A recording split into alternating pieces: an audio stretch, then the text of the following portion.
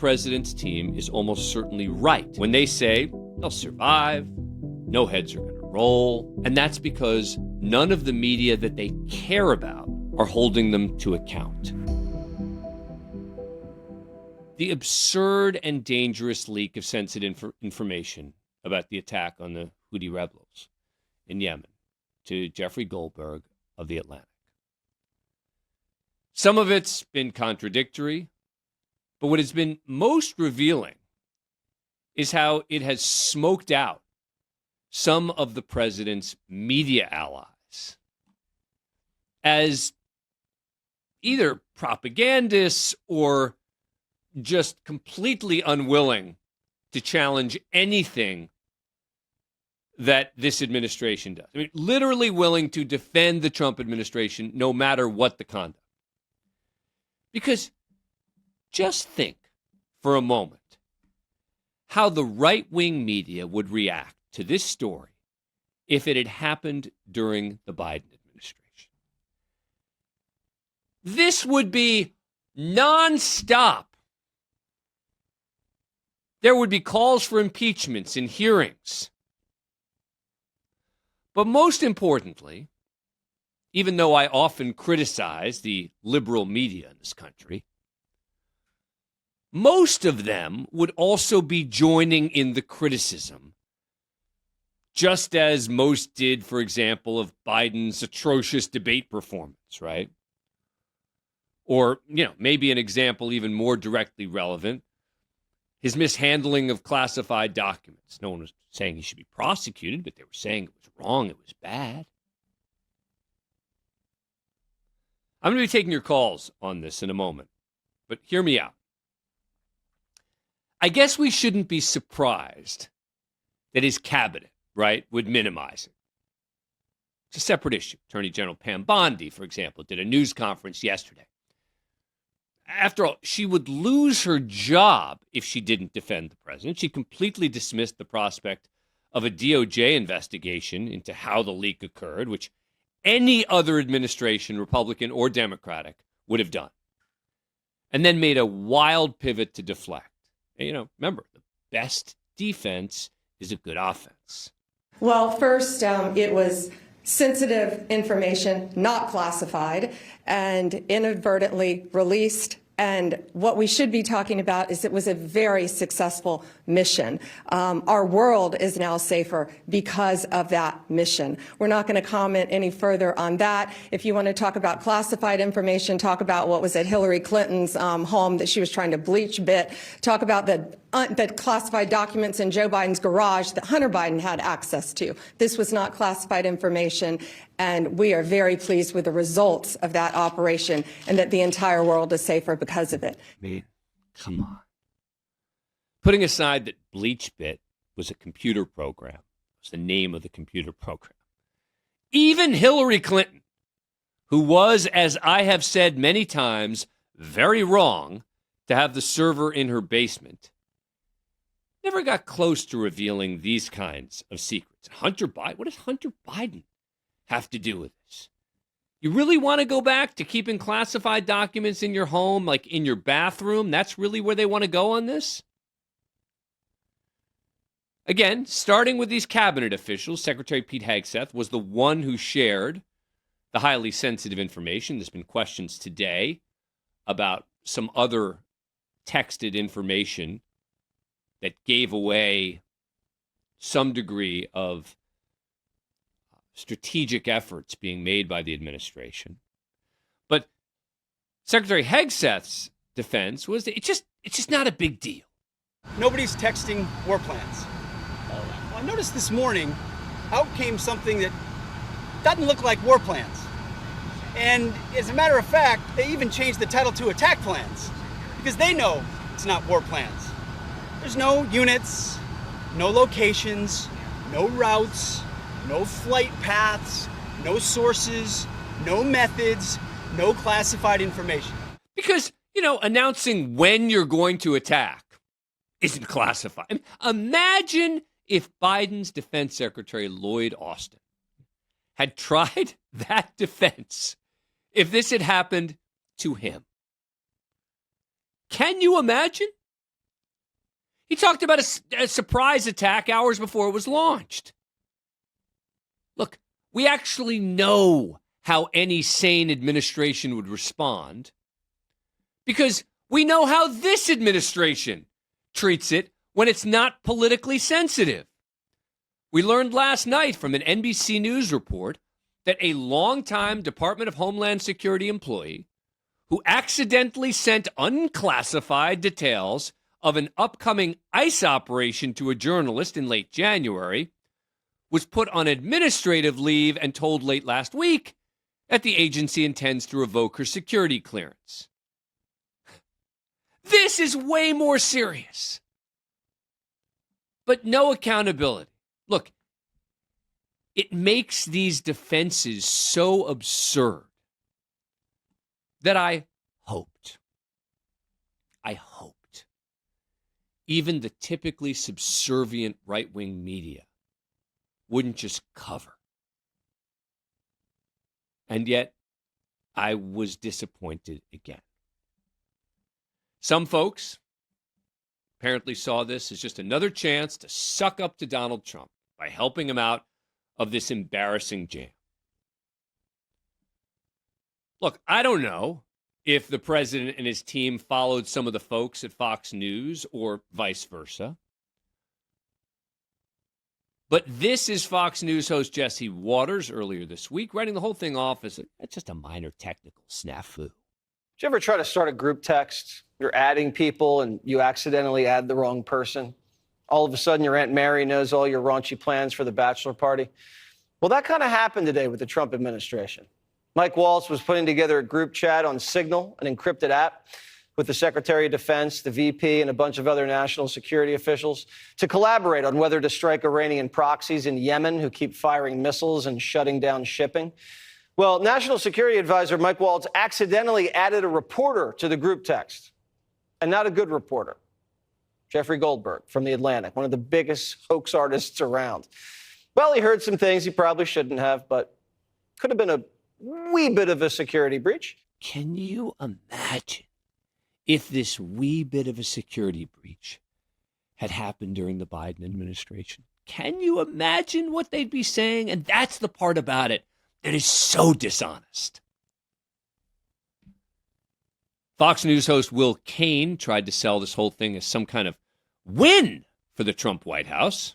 But the bigger takeaway for me is it's an insight, a transparent insight into the thought process and dialogue of our national leaders. If you look at the actual content of what was reported, if you look at how they discuss potential strikes on Houthis in Yemen, what you will see is dialogue between Vice President J.D. Vance, Secretary of Defense Pete Hegseth, National Security Advisor Mike Waltz, Stephen Miller, Tulsi Gabbard, and many more in a very collaborative, open, honest, team-based attempt to come to the right decision after years of secrecy and incompetence. If you read the content of these messages, I think you'll come away proud that these are the leaders making these decisions in America. I mean, seriously. It's all good. No one's talking about exactly what it is they said, right? It's about where they said it and the fact that our enemies could have gotten access to it because it was done in a non-secure area. I mean, that is a Fox News host suggesting we should be celebrating here. Even Fox's Brian Kilmeade, who's usually straight and reliable, said this. The Houthi rebels thing was a significant hit. I came in and I'm reading the papers. It's buried on page 12. I'm like, wait a second, 53 people died. They actually hit commanders. The big message that was sent, are we going to be able to get through that waterway? I was like, well, no one cares. The media, the international press didn't care. The local press didn't care. Not one question. Now they care about the operation because they can see blood in the water. It's just not true. There was significant coverage of the actual mission, and there continues to be, as the attacks have been ratcheted up. Just do a search yourself. You'll see prominent coverage of the attacks themselves everywhere. As there was, by the way, when the Biden administration attacked the Houthis. But now There's also a new story about how this administration screwed up really badly. And yes, considering that the Houthis have been attacking U.S. forces since October of 2023, and the U.S. has been retaliating, even an escalation may not be front page news for days. But blaming the media is a great way to deflate. They're out to get Trump. They should be talking about how successful the strike was. Look, if they applied the same standard as I try to do across the board, okay. But these are the people who spent months, if not years, talking about Hillary Clinton's server, talking about the fact that Hunter Biden had access to classified documents in Joe Biden's garage. This was Sean Hannity's take on Fox. So the very people that covered up their president's severe cognitive decline lied about wide open borders, both of which are clear and present dangers to our country, now want you to believe that they actually give a damn and care about national security. More feigned, phony outrage. This is now the scandal of the week that you will see nonstop, 24/7, that nobody will care about.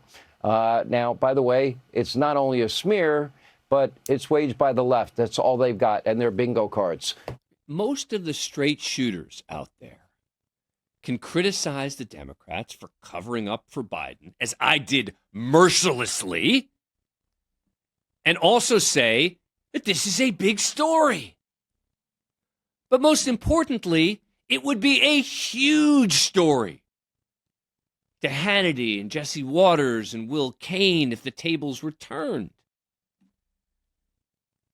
Fox News' Laura Ingraham even floated a conspiracy theory that Jeffrey Goldberg of The Atlantic purposefully held back his story and saved it for a time to inflict the most harm on the White House. Rather than getting off the text chain immediately and contacting the administration through back channels, which would have been the proper and appropriate thing to do, the Atlantic editor held the information. And what did he do? He dumped it right before the important hearing of the Senate Select Committee on Intelligence. Now, Goldberg obviously wanted to do as much damage to the Trump administration as possible for maximum impact. Except he didn't report on any of the details until the administration claimed it was no big deal and that he was exaggerating. What makes this so maddening is, of course, this is exactly what you're hearing from President Trump himself. He spent a lot of time going directly after Jeffrey Goldberg and The Atlantic magazine. And somebody got on. I mean, happened to know the guy's a total sleazebag. The Atlantic is a failed magazine. Does very, very poorly. Nobody gives a damn about it. This gives it a little bit of a shot. And I will tell you this: that they've made up more stories, and they're just a failing magazine. The public understands that. He produced the receipts. And here's the larger point. Let's say he's a terrible guy, right? Let's say Jeffrey Goldberg is a rabid Trump hater who's got an axe to grind. Well, doesn't it just make it that much worse that he, of all people, was let into this chat? I mean, if he's so despicable, maybe he'd tell the wrong people about this information and put the troops in harm's way. Isn't it more important to keep this kind of information away from someone you're claiming is so dangerous? So on the one hand, nothing to see here. And on the other hand, we gave really sensitive information to a really bad guy. And by the way, that's not the only absurd contradiction we've seen. Missouri Senator Josh Hawley, Wednesday on Fox News, tried to find a low-level scapegoat to shift the blame to. You know, listen, I thought that the National Security Advisor was clear about this yesterday. The president was clear about it. You know, some staffer who apparently set up the group chat, I assume that person probably won't be in charge of meetings anymore. It turns out National Security Advisor Mike Waltz wasn't clear enough on Monday on Fox News when he made it clear that he, not some staffer, brought Jeffrey Goldberg onto the group chat. Well, look, a staffer wasn't responsible, and look, I take full responsibility. I built the group. My job is to make sure everything's coordinated. None of it makes sense, which makes the defenses that much more absurd. Mostly at this point, the right-wing media just wants to move on, right? They want to ignore the story, claim it's a liberal witch hunt, which means that the president's team is almost certainly right when they say they'll survive, no heads are going to roll. And that's because none of the media that they care about are holding them to account. And this is why I often talk about how important Fox News is, and the Newsmaxes of the world are, because that's who this administration is listening to. And the fact that they are not willing to be even remotely intellectually honest about this is, in my view, as dangerous as anything.